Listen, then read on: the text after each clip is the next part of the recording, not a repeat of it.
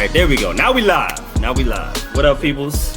It's your guy, Nate Bennett, one of the co-hosts of the Extraordinary Exchange podcast. I got my guy, Case, back in the building. Say what's up to the people, Case. What's happening, good folks? We got a special guest, man, from the hometown, man. Like Sandbox. Ones. Day ones, for real. All the way. Eater in the Stratus days, huh, man? Real talk, man. But we have a wonderful guest, man. We have Miss Amelia Knox in the building. Welcome.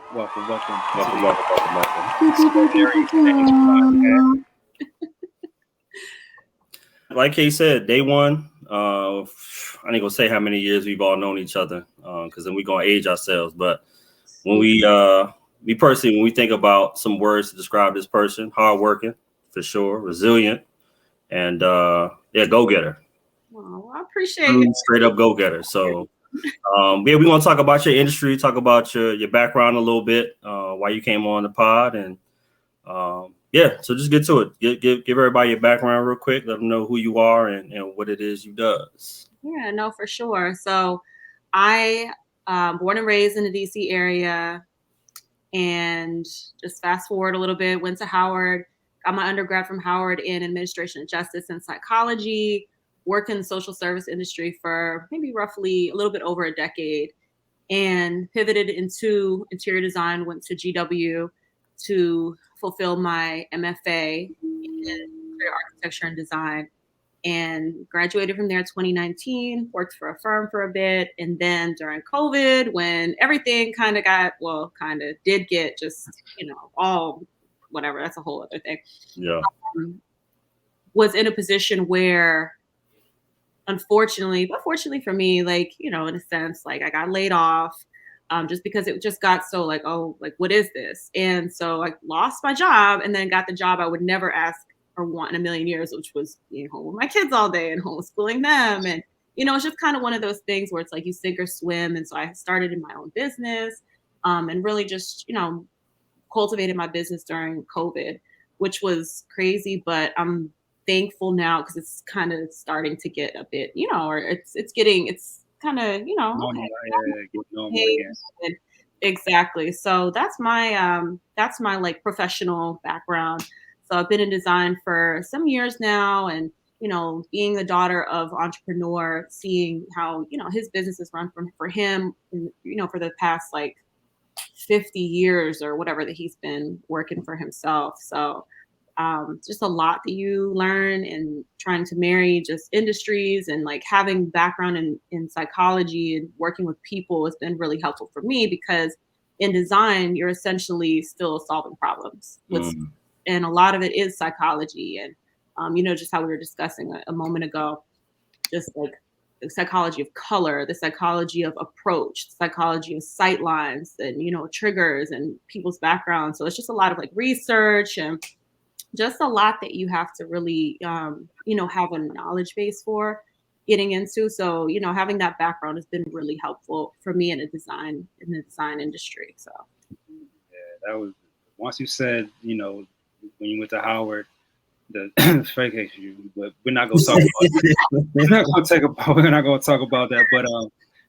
But psychology, and we've talked to some entrepreneurs who have a background in psychology, and how that's so keen to the entrepreneurial mindset. And once you find a passion and how to cultivate and develop that. So I just like to see how your background in psychology and how you apply it to where you're at now with your current business.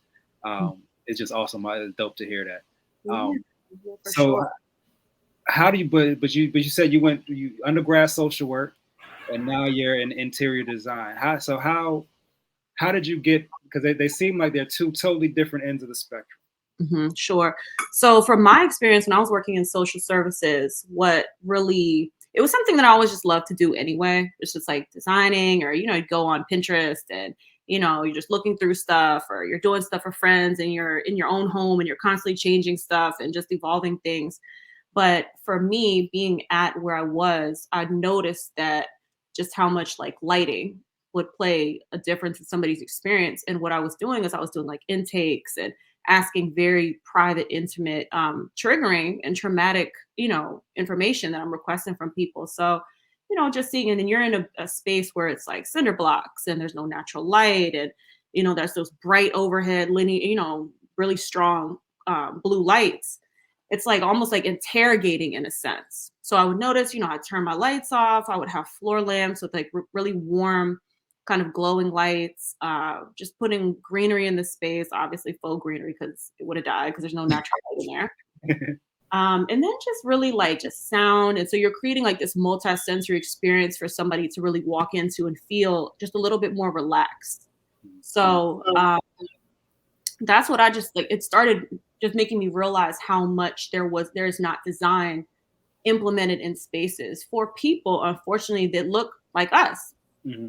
So you realize how much that plays into the experience of a pipeline, or you see cinder blocks in the building you're going to school in, or you're visiting, and then it's like, oh, you know what that looks like. Mm-hmm. So just really trying to, just really just infatuated with just how much of a difference it makes in like colors and, just visuals, and how you can really change the narrative of somebody's way of thinking and the way they experience space and what they're actually doing just through design.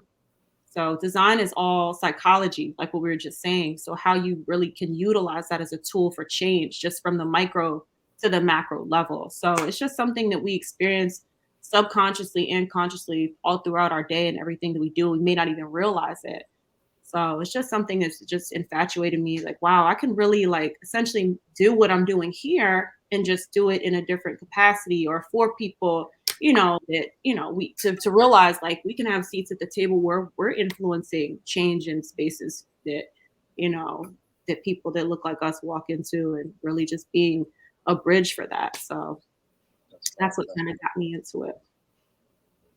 Yeah, that's dope. We could just transition into that then, and how you're, in what ways are you being intentional of representing, not just being a Black woman, but a Black person, but being a woman as well. What are some things that you're doing in the interior design space to kind of bridge that gap and to help those that come after you have a more equitable experience when they step into that space? Sure. Well, I have a lot of friends that are entrepreneurs as well, or they're business owners. And, when you're opening a business, especially a brick and mortar business or your space, you're really just, there's so much that's already, you're trying to just wear a million hats. And then obviously your space has to be representative of what you're trying to sell, or what you're servicing, and for your clients and to be engaging, because, like we we're just saying, the way you experience the space is what may or make or break you wanting to go back, whatever that is. So fortunately, I do have a lot of friends that need space. And even how I started out doing stuff with just friends, and just trying to help them and really cultivate this space for all their clients or occupants. And it's been great, because a lot of the time you really you just see how you can like utilize your network in a sense, and your resources, like how we all can really come together and like implement, showing like, hey, we could do this too. Like we can make these spaces for people that, come in that look like us, and, at all different types of spaces. So I think that it's important to have representation at the table for us, and also being in spaces in design specifically, where we have more representation on both the creative and the technical and the business side. A lot of you don't, it's a lot of, there's a lot of people of color that should be in design, and you don't really see that as the how do I say this in a way, but like you as creative as we are, and as much as we create the waves for everything else, there should just be more representation of us in this field. So just being able to be in this space, to have a face for it, I'm just excited about that. And just like, I just love being in that position to be representative of that. And, hopefully, bringing people as I grow, and as we grow and everything else, just that really can kind of learn from some of my pitfalls, or learn from some things that it took me some time to learn, or not having a mentor, and just kind of figuring these things out, like kind of simultaneously all at once, and trying not to drop all these different balls that you're juggling. So It's been a journey, but you know, we journeying. That's fair. Is the space, like you said, that there's not a lot of us, but if you could describe the interior design space, like what would be the percentage of us in that space? Would you say? Would you? I think it's so there are a lot of other Black designers, but I think that we need more just representation in terms of like a community, but still like obviously like within the whole universal kind of spectrum of things too. Right. But they're there. It's just kind of like, you know, just meeting them and just networking. And like I said, just sharing resources and, you know, not gatekeeping stuff and, you know, really just kind of tapping into what just resources or funds and grants and all kinds of things that are available for us because there are so many, especially as a business owner. There's a lot of that. So I don't know if that's answering the question. No, it does. Basically, you know, there's enough for everybody to eat, but we Absolutely. we can't, you know, when we're all eating at a different table, you know, we all in the same restaurant, but we all eating at this different table when, you know, we all pull that table together and they eat from that same table, like that power is more there. There's more power Absolutely. there. So I'm with you. And that answered the question perfectly. That's what I was looking for. Yeah, no, okay. I was like, I don't know if that's answering the question, but No.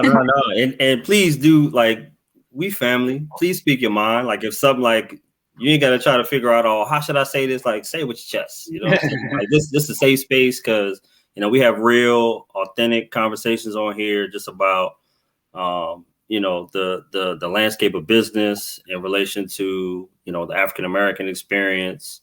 You know, specifically here in the DMV as well. You know, I was originally from Philly, and when we moved down here, you always heard about the quote unquote crabs in a barrel mentality. That's why the DMV really didn't blow up like that yet, because you know it's not as much collaboration as we would like to see. So, speaking of resources, like what resources have you used?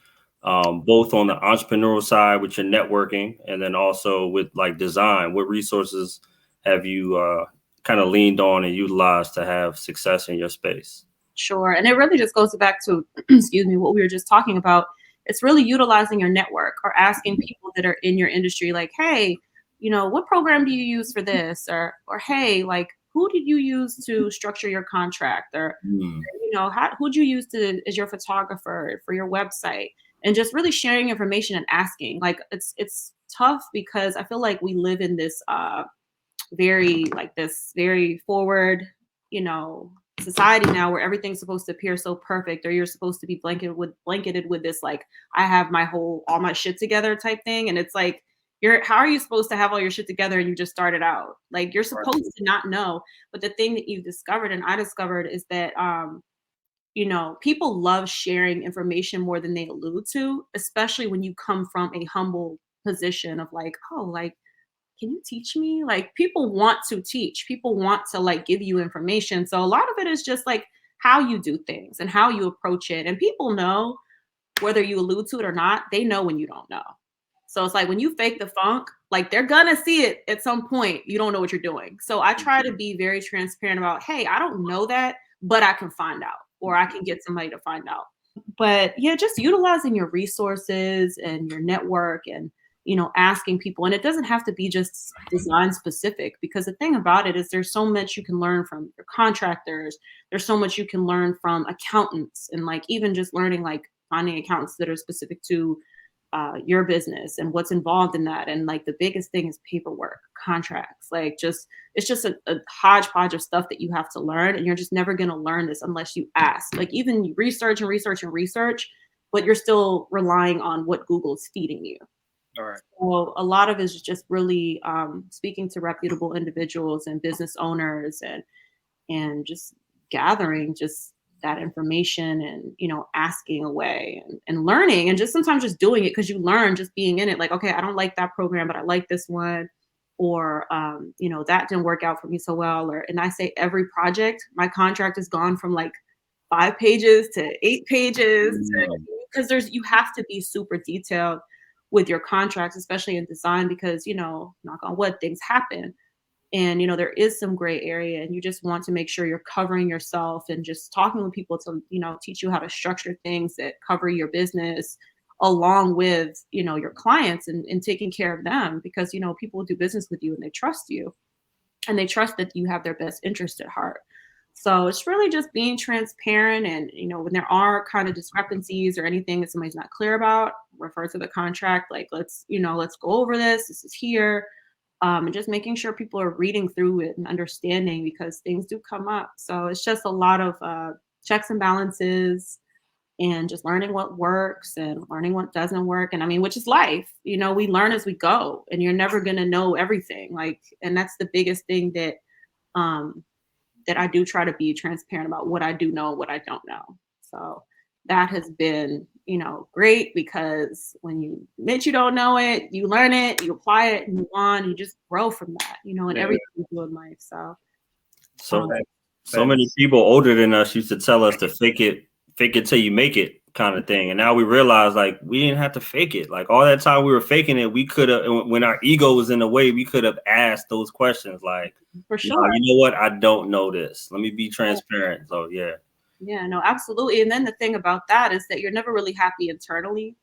And when you're coming from having to draw creative energy and create concepts and stuff, like, it's like, I just believe in trying to be as transparent as you can be, because it does come out, you know, it comes out in one way or another, you know, in your personal life, into your work. So it's hard to compartmentalize certain things. So it's just be transparent, you know, and just being real. Yeah. So at what point of the process? So I'm thinking of, you know, you said you deal with contractors and learn from contractors. Mhm. Uh, at what part of the process of somebody opening a business does the interior designer come in? Is it once the walls are up, or is it like y'all come in and say, hey, if this is your idea, you know, we need this, we might could use this right here, some type of, you know, at what part of the process do you guys get introduced? So all different stages. Can be a gift and a curse. Right. So it's just really all different stages, because like we were saying earlier, it's like a lot of the time people don't understand the process, or, you know, when to engage you. So I always say, like, the earlier the better, just because you can really, you know, once you see things at inception or before like a concept is fully developed, you can create the space to mimic, you know, essentially the concept. So you don't have all this arbitrary stuff going on in the space, and everything is very specific to what it is that you're trying to showcase, or where outlets can be put, where, you know, just walls may need to be put up. That the earlier in there and you could sit at the table and have these conversations, is just more helpful for us as in design, and trying to, you know, create the drawings and the design of it, but also for the client. And it's less expensive, honestly, in the beginning when you do it, versus trying to come in, and then, you know, something's not right up to code, you have to stop something, start over. So it's just like, I try to make sure, you know, do it right from the jump, and, you know, try not to cut a corner. Sometimes the shortcut is the longest way home. So really just trying to, you know, do things right up front, but the earlier the better, because when a lot of the time, like, things will happen, and people want you to clean things up, and then it's like, that's not my work, but that is. And it just can get to be, yeah. Yeah, man. So for the listeners out there, you starting a business, you opening a brick and mortar, bring that interior designer in early, Yes. man. Yeah, because there's a lot of stuff. Yeah, it's just a lot. It's a lot of things that we have to cover, and just really everybody that, you know, is under the umbrella of the project. If it's people that are in marketing, or depending on the project and type of project, just, you know, and we have to follow rules and permits. I mean, they can take forever. You know, months and months. So the earlier you're in, you're not finding this out when you're almost ready to open, or you get in there and you do everything yourself, and then you realize you have to wait another 6 months, and that's going to hold your project up. So it's just, you know, but again, like, when you have, you know, a team of people, and you have other architects and, you know, subcontractors and stuff you're bringing in, they all bring their knowledge base and their information to the project. So it just kind of, you know, it may be a little pricier up front, but you're going to save on the back end, because you're not going to have to, you know, waste time. And, you know, time is more Money. valuable than money. So yeah, time, we can't get that back. So we just try to be as, conscious of that as possible. Absolutely. So I see why I use those terms go getter and resilient at the beginning of this joint, because you just outlined perfectly right there. Like, hey, and then you said the shortcut is the longest way home. That's a bar right there. yeah, that's a Simi Knox exclusive. Simi Knox. So let's talk about this is Simi Knox real quick, just on how is it genetic? Because mom's got artistic background too. So two parents in the art world. You always having an artistic eye. How was that upbringing? How did that influence where you ultimately ended up in interior design?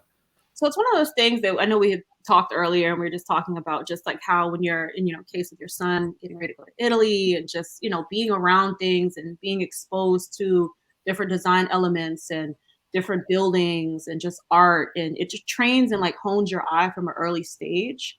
So it's the things that you take advantage of that you're subconsciously taking in and learning and seeing and being exposed to. You don't realize until you get older or you're in an arena of something. Oh, wow. Like, this feels like something I've seen before, or oh, I can apply that. Like, you don't realize you're applying these things that you've been exposed to, for the better or the worse, to what you're in. So it's just been something I've been blessed, like, to be around. And, it's just seeing all of the different techniques and just how those small details, like all the little, like we were saying, the micro to the macro and the macro to the micro, how all those little details just come together to make a space. So it's been a blessing, and just him being in my ear, my mom being in my ear, they've been great. I mean, I can go on and on and on. It'll take up the whole time how much they've been for me, but it has definitely been a blessing just having them in the art, in that industry, and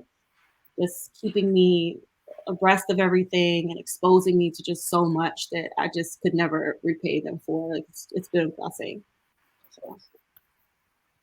And then, like you're saying earlier, like, just to go back, because it was something that I was thinking about before you had asked about that, but just really with resilience, that's something it's super important to have in design and in this industry, because every project, nothing is ever going to go as like 100% smooth as possible. Like, things are going to happen, and that's life. Like, we make plans and everything, but life is going to happen. Things happen. Things, come to the site broken, or they get back ordered. And it's like, you're going to be completely gray and wrinkled within 3 years if you don't learn resilience and have resilience and just realize, like, hey, like, there's a solution. We're not going to die here. Like, this is everything. There's a solution for everything. So really just being patient and resilient and realizing, like, it may not come to you in that moment. It may be stressful, but it is going to be okay. It will resolve itself. And, unfortunately, but fortunately, some of the best lessons are the most expensive ones. And like I was saying, even with the contract, you learn, like, okay, let me put that in there because that could have really gone left, Right. So fortunately, thank God that I have never, have the insurance and get, you learn these things. So you get this insurance and you get policies and things and contracts that cover you, because things just can happen so quickly. And I try to, be proactive instead of being reactive and just trying to cover so many different things before they possibly can happen. But it's really something that in this field, you have to be super resilient and just not quick to give up or think that, like, oh, I suck because this happened. Like, things happen. There's just so much that you're trying to integrate, and you don't know what's behind those walls, until you start getting in there and they start demoing, and then it's like something else may come up that you hadn't accounted for. And it's just like, okay, let's deal with this as it comes along, versus like crying about every little thing. Right. But a lot of it is really knowing, again, people and how to tactfully say things, and giving your client that comfort and not taking advantage of what you know and expecting other people to know what you know. So it's just putting difficult things in simple form, to make people feel like, okay, like, am I dumb for asking this? Like, I never want anybody to feel like they're asking me a dumb question, because people are could talk in this field, and it's like taking advantage of stuff that, like, what is that? And it doesn't make you sound more cool. It just makes you more of an asshole, because it's like, you said that in a way more simple way. Right. And I'm like, You didn't have to say it all like that, but okay. So I just like just trying to be as relatable as possible because I feel like that's when you get your best experience in these projects too. So I know that was like a tangent I just went on, but it was very important because you have that resilience and knowing how to bounce back and just being confident in what you're doing and knowing that you're covered and God has you and you will have a lot of gray hairs and a lot of teary moments but it will be okay. Nah, but those are the keys, right? And in the entrepreneurial world, you can't reiterate some of those things enough, right? Absolutely. Because you you may be in that situation where you bounce back multiple times, Right. and then you like this time you're like, you know what, damn it, I'm done. I'm tired. I'm Yeah, and exhausted. then you're so close. Yeah, right. That's how close you were. Right. And it's those repetitive gems that you have to, the mantras, those sayings, those words that you can repetitively have to give yourself, because it gets hard when when you're doing it for yourself. When the VIP and the CEO and the boss man is able to sign the checks, you know what I'm saying? Like that's cool. Just go to work Monday through Friday. But when everything on your back, man, and that like you said, the sun may come up tomorrow, but it's gonna be a long night of sleep. You know what I mean? So but like they say too, the darkest hour is right before dawn. So it's gonna get hard and it gets dark and it gets like, wow, like, can I do this? And then you realize, like, in some of these moments that are coming to you that seem so dark, you're in what you prayed for. And you're in like what you thought you would be so hard to get to. And a lot of the time, as people, men and women alike, and just people, we don't credit ourselves enough to realize, like, hey, like, this is a process. Like, this is something that takes time. And like, I've got through that. Like, I can get through this. And you just realizing in that moment, like, you're evolving. Like, and with entrepreneurs, like, you're going it's all growth and evolution. And like I said earlier, I cannot like reiterate enough just how much you just have to ask and learn along the way. And we take these things and we get better. Like my dad is 88 entrepreneur.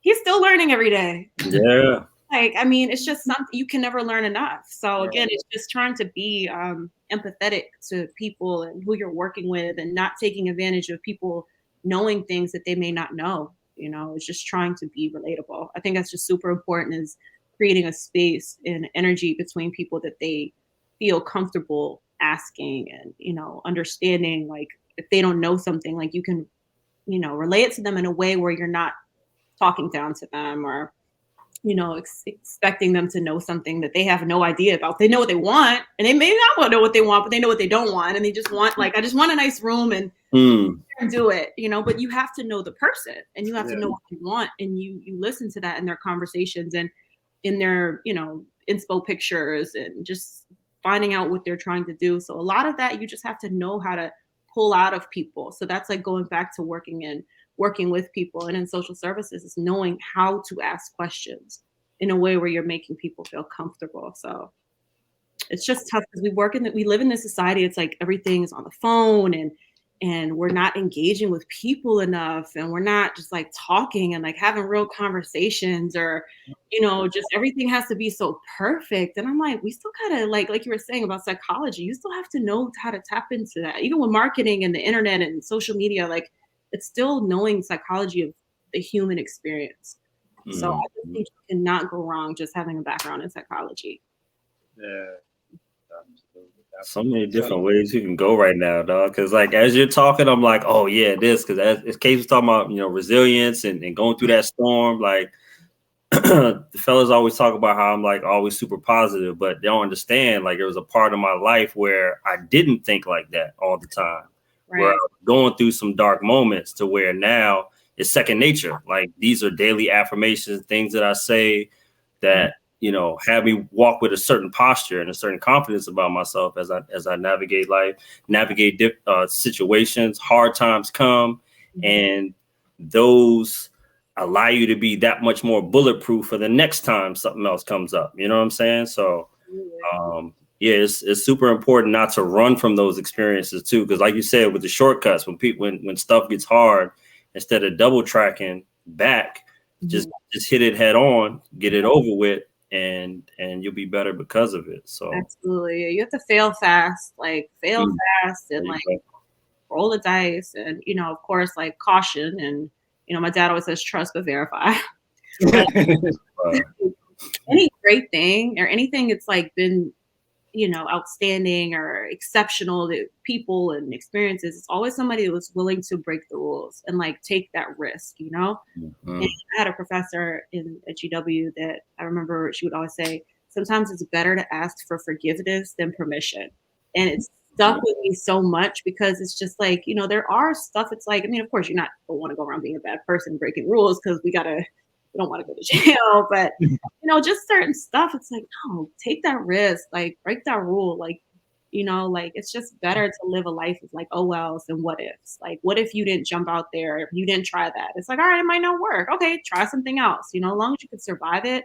I Yeah, think going back to something you just said about like hard times, just getting through moments, like you realize through each hard time, like, oh, I could do this. And like you look back, like I just look back years ago when I started and I'm like I got the degree and oh I actually started the business and like oh I actually opened the LLC and oh and I'm like created a bunch of debt, but I'm here, like you learn, you go and you just every step of the way. But you have to have that faith and you have to, the Muhammad Ali always says the will has to be stronger than the skill and just really just being confident and praying and being your own cheerleader and knowing like, all right, like if I can, just try it and get in there, like that's half the battle, mm. half the battle. And like they say, again, going back to Simi Knox, like I'm not dropping his sayings, but he always says like fear and God can't occupy the same space. Mhm. You gotta move like you're protected and you have been given these gifts and opportunities to line you up for something you ask for and you have to believe that that path is going to be set for you and just walking in it and really walking and knowing you're in it and the stars are going to line everything up for you and I just truly believe that like not trying to get all like Go whatever there, go there. but it's a real thing like you just really have to have that belief and faith in yourself when you do these things because if you don't, you're just not gonna make it. You're not gonna make it. And there's just so much beauty and things to experience in life and just in like entrepreneurship that when you get it, there's just nothing sweeter than the fruit of just your labor and knowing like you put in the work. Like you got the club card, like you earned it. Like it's not something again, Simi Knox always says, three ways you get something in life is you earn it, you steal it, or somebody gives it to you. And the only way you can keep it was when you earn it.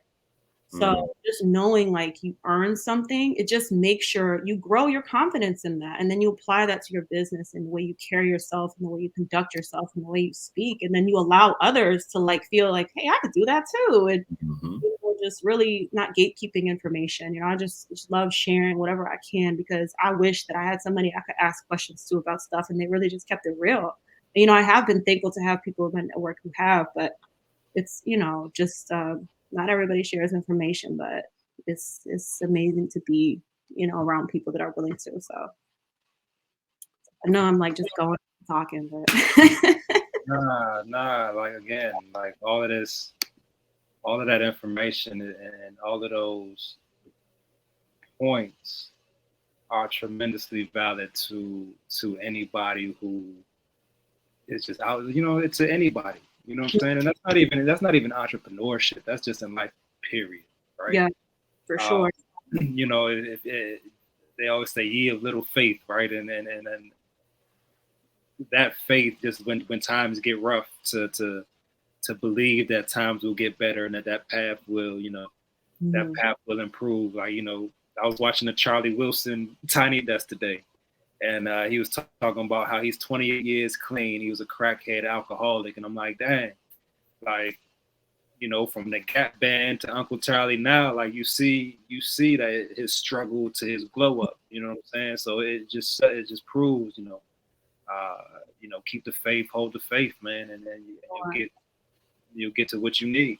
For sure. That's half the battle. Just keeping that faith and just knowing like it's gonna be okay. And like more people are dealing with stuff that we all struggle with and we think is just so like, oh my God, like how did this person learn that? Or how did they do that? Or how do I like where did they learn that? And it's like just ask, just ask, like, it's if more people struggle with the same things and then more people are similar than different. We're all more similar than we are different. So it's just really just, and that's what I think a lot of the time gets people to these dark spaces and puts people on these places where they just give up because they don't realize like that's part of the process. That's a mean, beastly part of the process is just learning these things and not being afraid to be, transparent about not knowing.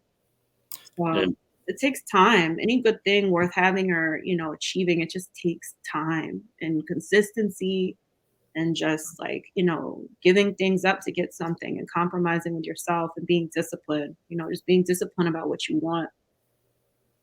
yes, it's always interesting when you talk to folks that are new to an industry, or they look at you as a mentor type, and they ask questions like, all right, so what's the secret? Like, what's the secret sauce? They always want that shortcut. You talk about, and I'm talking about myself. Like when I was younger, I'd see older people like, all right, I went through the training, I learned these lessons, I took this master class, but it can't be that simple. It's something else that they did, right? Like, so I try to pull them aside, like, hey, like, what's the secret? And they'll give me something practical. I'm like, whole time I didn't realize like I have to go through that process. Like the Exactly. mental, your mindset has to, because I had the wrong mindset from the jump, trying to find what that shortcut was instead of just saying, okay, I'm gonna take these practical steps and do exactly what this person said because they've been there already, and I'm trying to get to where they're going.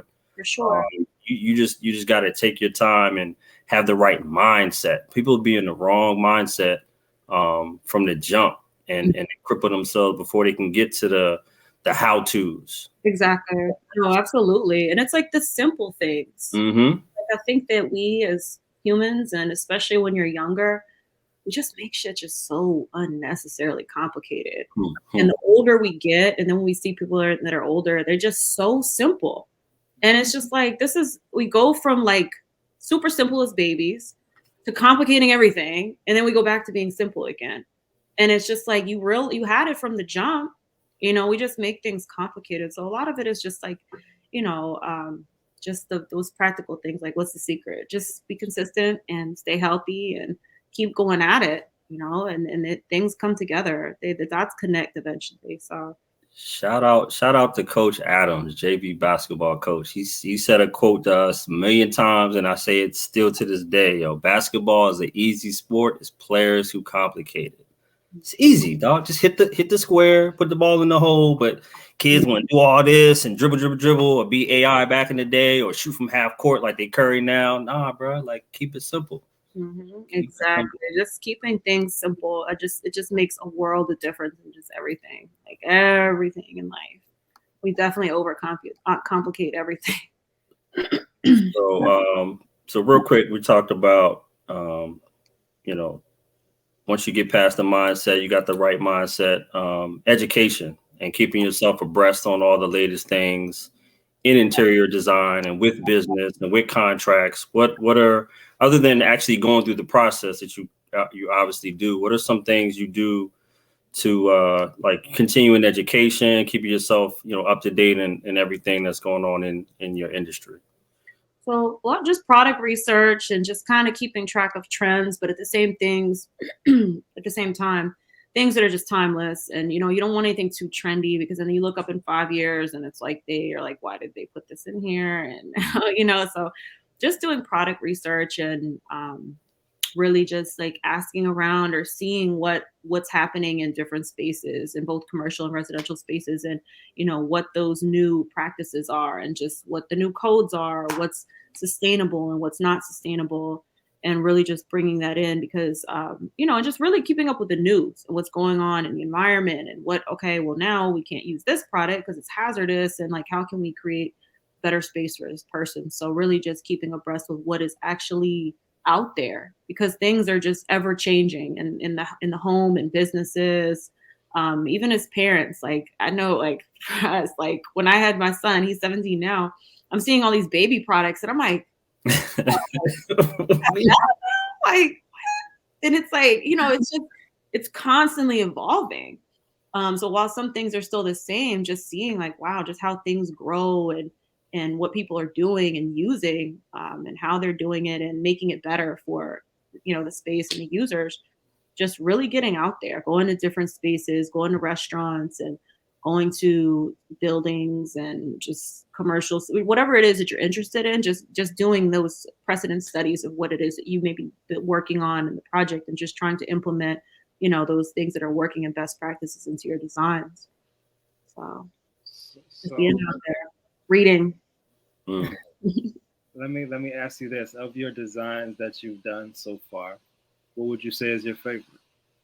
Can't do that. I'm about to say, dog. Oh, that guy. No, Which one of your kids is your favorite? Okay. Your baby. Well, let me reiterate that Baby. question. Let me reiterate that question, because we ain't gonna say, hey, I like such and such joint better than such and such. I ain't giving the right color. You know what I'm saying? Mhm. Never like that. But of the processes, right? Here we go.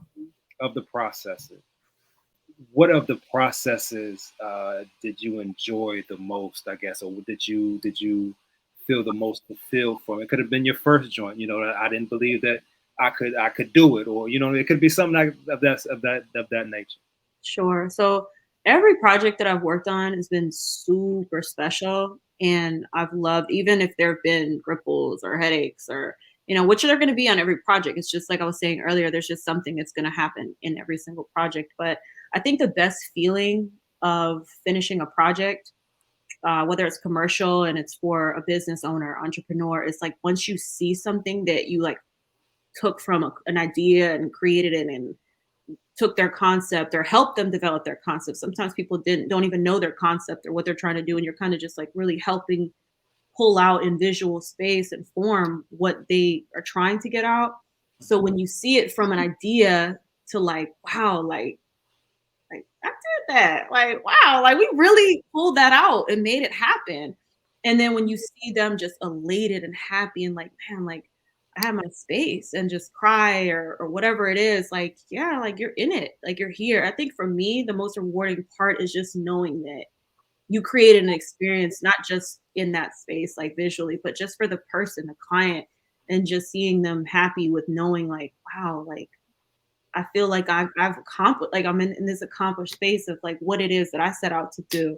And that's just like with businesses and commercial, but even with residential, depending on the type of project, again, every project is so different, but you're just really creating these like moments in these pockets of just moments for what it is that the scope of the work is, whether it's office or it's a bar or a basement or a family room or a kid's bathroom or their room. Like it's just like they're wow, like wow, like this is like what I envision, and you see it just out there. Like I had a client that, and this may be the one, like I love her, I adore her so much. Like it's her and her family, her two kids and her husband, and they had a tragedy at the home, and they completely gutted the whole home and did every space over, like the kitchen, the bathrooms, like just changed the whole feeling from even how you approach the entryway, and just having her really tell me like you helped me like feel back at home again, and like you really like helped me bring my family like just and her the way she just described it, just like through everything that they went through in the family with the trauma they had a the story is just like it was a lot. They had that it was very just like, wow, you guys went through that in here and like had the courage to like rebuild this space and trusting me with that. I'm like how do I not take that on? Like that's a lot. Like, and again, it's going back to like just having an empathy and like knowing people in psychology and just being sensitive to their experience. Like I felt like God like especially touched me like you're here for this. Like you're here to like it's almost therapy, like rebuilding this home, considering what happened in the home. And the way she spoke, and like we're still like we created a friendship from this and just grew, but just like how she felt after, just like you brought my family back, like not back, but like that you brought us like through this. And it just was so rewarding just knowing like you could create that experience, not just in space, but just making somebody feel like, man, like you just created this whole other whatever for me and my family. Like that's just like I've always like even working in social service, just seeing like a breakthrough for somebody where they have this like journey that they've gone through and they got to this space and they feel like I'm here. Like it's just an amazing feeling. So that's like projects like that where you see people just accomplish what they're trying to do and they have what they set out to do is just a great feeling for me. That's priceless. I was about to talk about the space that's 2 doors down from my barbershop that I seen you transition, but I'm like, yo, how do you even like that's priceless. Like somebody have something going on in the house like that, and then you with your creative genius to make it something brand new. Because my mind is wild. Like I'm always gonna remember that, but like to make it its own space to where like that was an afterthought is beautiful. Like it was amazing. And like even throughout the project, like with their story, I just gained so much inspiration from like just from, you know, a tragedy. They lost family members in the home and through violence, and just being able to really change how they experience the same space that this happened in. Yeah. How do you just like most, you know, a lot of people would be like, I gotta, you I know, gotta move. but it's just like, so it takes so much courage and bravery to really like, you know that you can rebuild, or, you know, and everybody grieves so differently. And there's just so much that I just learned from like clients and like even when I was working with young people in social services, that just inspires me of just like the human um ability to pursue and the courage to pursue and push through and just like accomplishing something that's so hard to get to, but when you get there you're like, man, this is a sweet spot. So being able to like have a front row seat to experience that just really pushes me and inspires me to like the types of, you know, clients and projects that I want to take on, because like I just love being like the catalyst to help pull that out and like experience that and being a bridge for that. So it's just, she's amazing. Like, I mean, there were times I would just cry, like, how are they even like, this is a lot to have to get through, and they're like getting through it. So it's just amazing, like seeing people just push. So it's been a blessing. It's just been a blessing just to be able to be in it. And I just feel like honored that, so, you know, that people come to me and, you know, have me is trusting me with their process and trusting me to do what they're asking me to do. It's an honor, you know, that I don't take lightly. So Yeah. So I want to pivot real quick and ask you about the power of no. You know, you can't take on everything. Has there ever been a time where you had to say no to a client? Maybe the vibe wasn't right. Maybe it was beyond your scope, and you pass it on to someone else that could actually do it. Talk about real quick, like the power in saying no sometimes and not just taking too much on. sure. So it goes back to in a similar sense of like what we were saying earlier about like if you don't know something, it's going to come out. Mm-hmm. So you have to know your bandwidth. And a lot of that is trial and error, and just knowing like what you can take on versus what you can't take on, what you have the capacity, whether that be your resources or your time or your mental real estate for something. So you just, a lot of it is feeling out like what is involved, doing a lot of your own due diligence and research into what you're actually getting involved in. Asking the client a lot of questions, because yes, while they are the client, it is also a relationship that can be ongoing for months, years even with something that you're delegating yourself to. So it's just really knowing as much as you can what you're getting yourself into, and asking questions and being transparent about what their expectations are, what your expectations are, um, and just having foresight and just to seeing like, okay, is this a good project? And, you know, is this something that, you know, like, is this a good fit? You know, so it's just really just learning like what's a good fit and what's just something where it's like it's not, and not saying not worth in a way where it's downing somebody or some or an entity, but you know what is not necessarily ideal for what you're trying to do or where you're trying to grow to, or just not,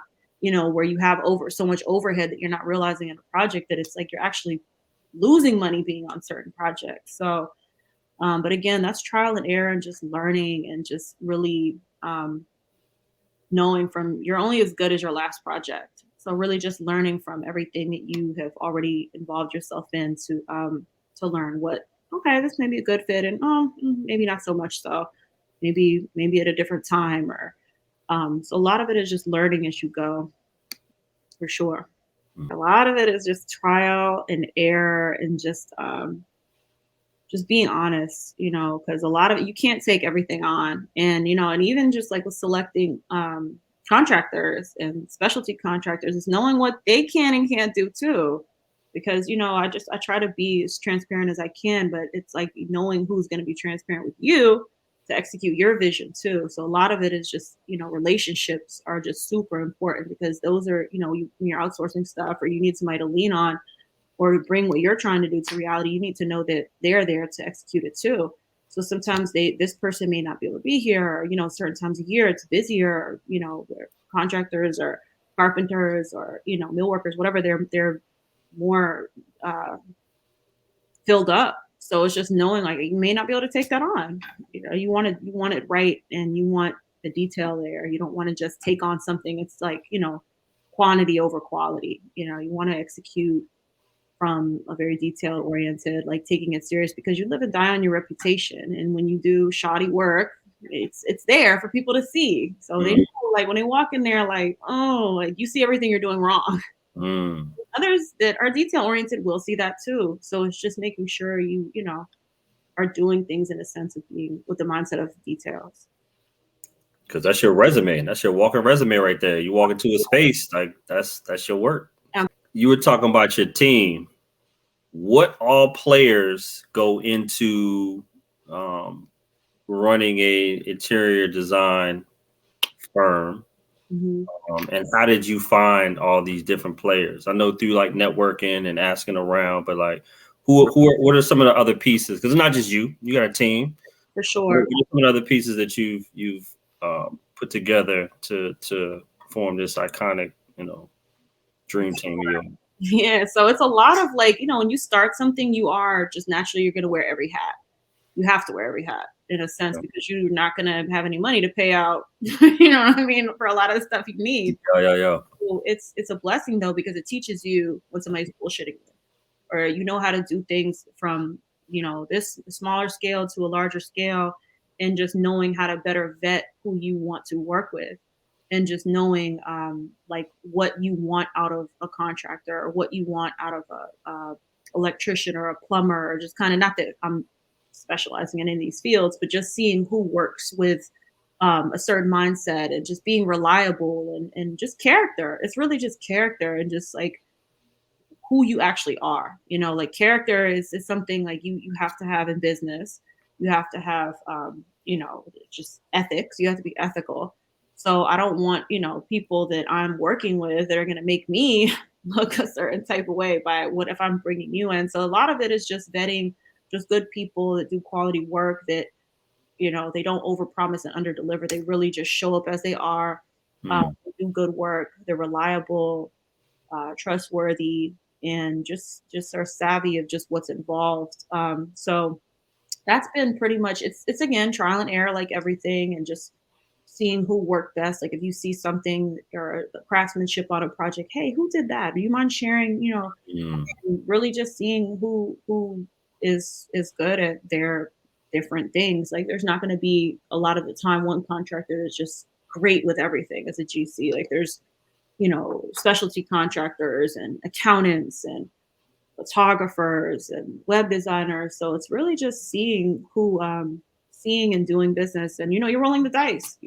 Some people work out better than others, but again, you don't know until you're getting in there. And everything is a gamble. Everything is a gamble. That you're doing, and you're trusting that even with these contracts, a lot of stuff that contracts you come across and things, they're not as binding as people would think. You're really just going into something hoping you're going to do right. And like, yeah, I have this contract that hopefully this will, kind of move the wheel if something does go south, but you really just want to have good people around you, that you're doing good work with. So it's just, again, just going back to just trying to be a good human being. So. Wow, that's quality. This has been a good episode, man. Gems at the gems, at the gems, at the gems. Yeah, this has been a tremendously good episode, man, because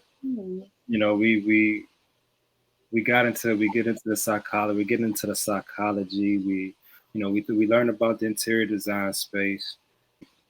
It's super important. It is. It's experience. It's human beings. You're working with humans, and all different backgrounds and all different experiences, some good, some not so good. And it's just really just knowing how to interact with people and just learning them and learning what they're trying to do and triggers. And a lot of it's just research, and research is psychology, and knowing how to even typeface and words and colors and all of that. It's psychology. It's how you're showing somebody what you want them to see. And we see that and we approach that so much in just everything that we do in our day to day, that we don't subconsciously notice it. And then the more you start noticing it, the more you start realizing how you're being kind of what is it, subliminal seduction, like how you're being seduced. Actually, you don't even realize it, but it's just being your level of your conscious level rises just from being more aware of design and how it goes through every thread of life. So I wish we were that intentional about some of the stuff we've done in E.I.G, because like our logo just looked cool and it was green. Green represented money, so I I know. when people look at it like, oh man, I was like, that's aesthetically correct, and I like when they did this, because we don't have that background. We just some dudes that thought it looked good, and we put it was a lot more intentional than that when we created that joint, bro. Like it was that. I tried to draw it on my wall back there. I tried to draw it on my wall back there. It didn't really work too well, but it's when you think about it, it's the hand, and the circle. Yeah, I got you. There's intentionality. There's intentionality behind it, but I mean, to that point, like it ain't as powerful as going to like you said, Amelia, going to a place where somebody had a tragic event and changing the energy. Mm-hmm. You know what I'm saying? Like, and the power that interior design can do, that by, is powerful in itself. Mm-hmm. Yeah, knowledge is power. Not to get all, but knowledge is power. When you're armed with that, and you're able to just experience things differently, when you can look at them through a different lens. Mm-hmm. Just being just constantly a student of life and just being open. And I think the older I get, the more I realize like how little I actually know. Yeah. You get to spend your whole 20s thinking you know so much, and then you get 30, it's like, dang, like I really don't know shit. Yeah. And then the older you get, it's like you get more simple, like we were saying earlier, but you just realize like just how, you're this small speck and entity in this much larger, space, and just all these different people, and you just get like very very humble about the way you just like experience things, and you just you take time to just enjoy just the little things. Yeah, the little things are the big things. Just even with designs, all those little details, and in a picture and painting and makeup artists, when they do those little strokes or just this one little thing, it just comes together to make the whole face. That's sorcery. I don't care what you say. That's it's black magic. I see some of it before and afters. I've been like, sheesh. It's a design. It's an experience, and it changes the way you experience that person. So it's just it's art. It's design. So I just respect like all the small things that make those big things come to be. So that's for real, man. So, man, Miss Amelia, if you can tell the good people of society where they can see your work, where they can reach you, contact you to reach out about inquiries, sure. How can they get in contact with you? Sure. So my website is ameliaknoxdesign.com, and it's singular. Sometimes people put an S on the end, but it's ameliaknoxdesign.com, and my email is hello@ameliaknoxdesign.com. Longest email in the world, but it ain't longer than extraordinary investment. It ain't longer than ours.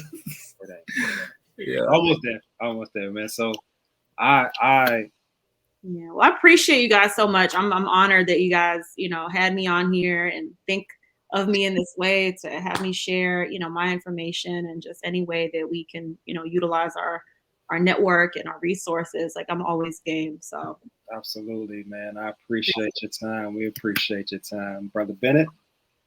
Yeah, collaboration over competition, man. That's one of our like low-key slogans, man. We've been saying it for a minute, but yeah, we appreciate y'all again. Dollar Bill, appreciate you joining us. Appreciate y'all for listening to the Extraordinary Exchange podcast. One more episode down.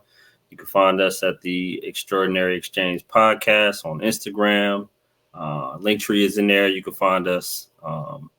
Juneteenth Black Business Expo coming up in a few weeks here in downtown Silver Springs. So pull up. We're gonna have an amazing, vibeful event for the culture. Vibes. Yes. Awesome. I love it. We gotta empower people as much as we can. As much as we can. So I'm always here for that. All right. Until next time. All right. Well, thank you guys. Thank you. Shout talks. All right. Peace. Guys.